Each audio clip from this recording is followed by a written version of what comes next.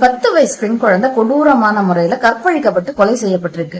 இதுவரைக்கும் பாதிக்கப்பட்ட அந்த குடும்பத்துக்கு ஆறுதல் சொல்ல விஜய் வரவில்லையே எங்களோட கேள்வி.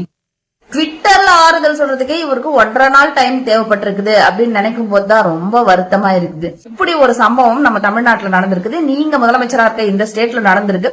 இதை எதிர்த்து ஒரே ஒரு குரலாவது நீங்க பிரஸ் மீட்ல வந்து கொடுத்திருக்கணும். ஆனா நீங்க கொடுக்கல.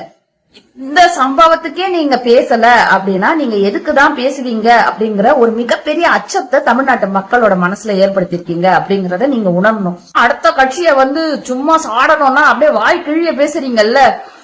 10 லட்சத்தை அப்படியே வழிச்சு தொடச்சி எடுத்துட்டு போயிட்டாங்கன்னு பேசும்போதெல்லாம் மட்டும் அவ்வளவு வாய் நீளுது. நீங்க இவ்வளோ பெரிய சம்பவம் நடந்திருக்கு, இதுக்காக ஒரே ஒரு வார்த்தை கூட உங்களால பேச முடியலன்னா நீங்க என்ன லட்சணத்துல ஆட்சி பண்றீங்க அப்படிங்கறது தமிழ்நாட்டு மக்களுக்கு நல்லாவே தெரிஞ்சு போச்சு. உங்களோட சீன் எல்லாமே முடிஞ்சு போச்சு. இதோட நிறுத்திக்கோங்க. நீங்க நல்ல ஆட்சி கொடுப்பீங்க நம்பி ஓட்டு போட்டவங்களுக்கு கொஞ்சமாவது நல்லது செய்யுங்க.